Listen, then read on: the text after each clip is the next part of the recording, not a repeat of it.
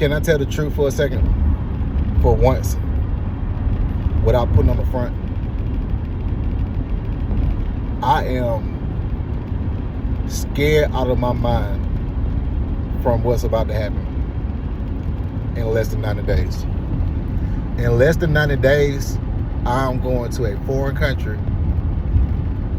where I do not speak the language, where the job competition is fierce for military spouses because the government gives special privileges to the people of that nation, which I understand. I don't have an issue with that. You go into another country, you gotta play by their rules. So I'm totally fine with that. But I'm terrified. I wake up in the middle of the night thinking about how am I gonna make ends meet, knowing that finding a job is not the easiest, especially here now in America. Do you know how hard it is for people to find jobs in America? Now imagine going to a foreign country where, yes, you're American, but your ass is in a foreign country. They get preferential treatment over you. I'm basically about to be, this ain't funny, y'all. I'm about to be I don't want to call it refugee because I don't want to be disrespectful to people that had to flee their land, because I'm not fleeing my land because I'm facing tyranny in America. I have to leave my land because I married an active duty service member. And this is what happens when you marry an active duty service member. Sometimes they can get placed across the fucking world. And this is what you have to do.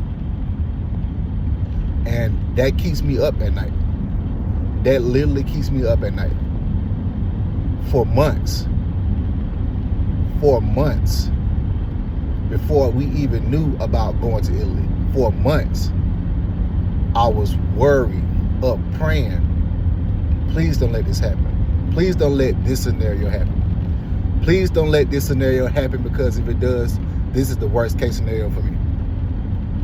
I was literally praying this prayer. I remember last April, I was in Louisiana, Camp Minden, Louisiana, at 88 Mike School.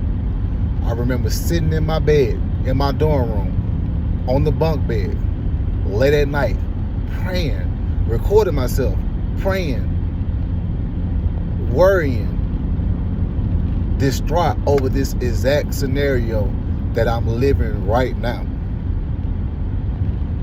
And lo and behold, the one thing that I did not want to happen is literally happening to me right now. And there's nothing I can do to change the location. There's nothing I can do. I have to suck it up and deal with it. And I've been so mad. I've been so angry since we found out. I've been angry at the world. I've been angry at my wife, even though she didn't deserve it, because I know it wasn't her fault. When the Army tells you to go somewhere, you have to go. Shit, I'm in the Army. I should know that. But if you've been in the service, you know everybody got a regulation or AR that they don't agree with. This is mine. If this was anywhere else in America, would the struggle be real? Yeah, it would, but I would eventually land on my feet because I'm in America. But putting another barrier going O'Connor's,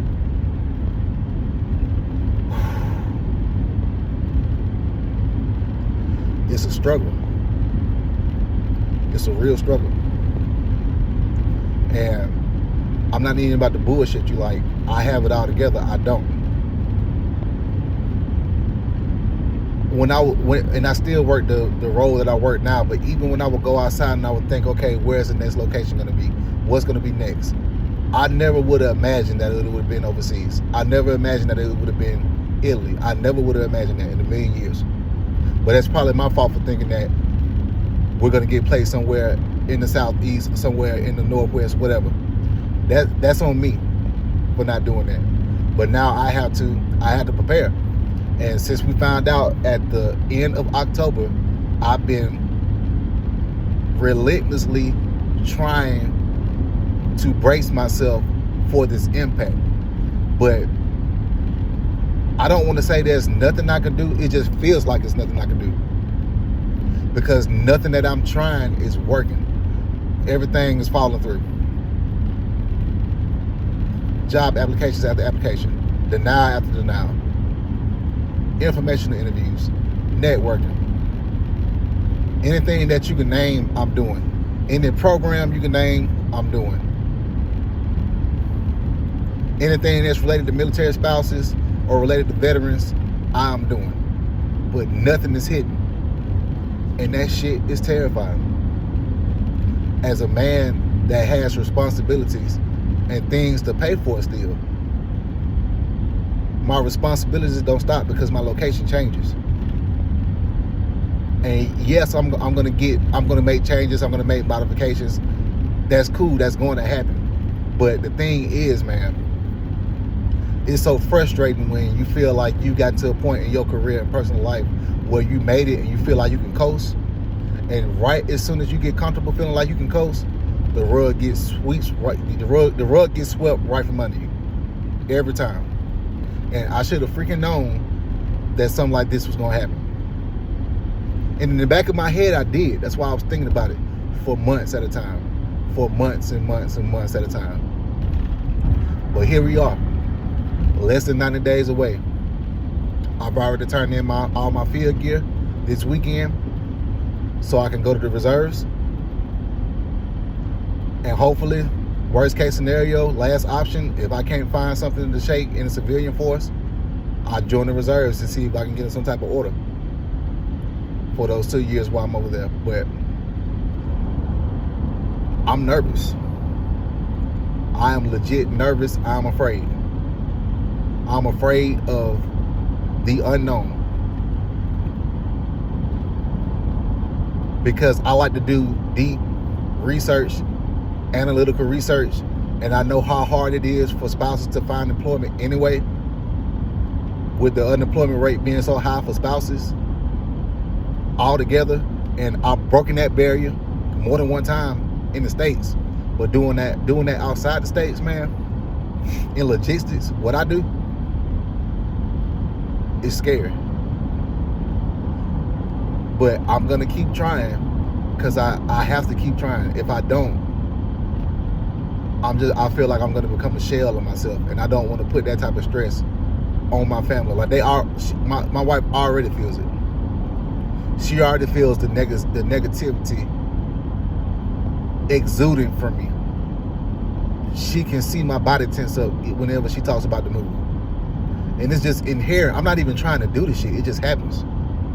Because my body just tenses up because it's against it. But I can't even get the words out. I'm going to go because this is my wife. We made a vow. We made a union for better or for worse. And the thing is, man, I've been through worse. I've been through so much worse. I slept in a literal maintenance shed during my first divorce. I'm not getting another divorce, but I'm just quoting from my first divorce. From living in the home to having to live in a maintenance shed at my armory with snakes, rats, roaches, wasps. I'm fucking terrified of wasps. Can you imagine somebody that's terrified of wasps living in a maintenance shed with no air where wasps live at? I did that on a blow-up mattress. Had to go buy a heater for the winter when it was cold because it snowed in Maryland. Had to get a blow fan because it was hot in the summer. I did that. Pulled myself up by the bootstrap, for lack of a better term. Got right. Moved to Alabama. Got right again. Now I have to move to Italy and get right. I don't know a lot of success stories, man. And maybe I need to drop my expectations because I know I'm not going to be able to make what I'm making now over there, but the cost of living is way different. But it doesn't make it that less terrifying. So I just wanted to document these streams of consciousness to let you know what I'm going through at this exact moment. But what I do know is I will eventually adapt and overcome. I will figure this out, but it does not make it any less terrifying for me at all. Anyway, I feel good that I got it off my chest now. Let me stop making the video and driving so I can get home safe.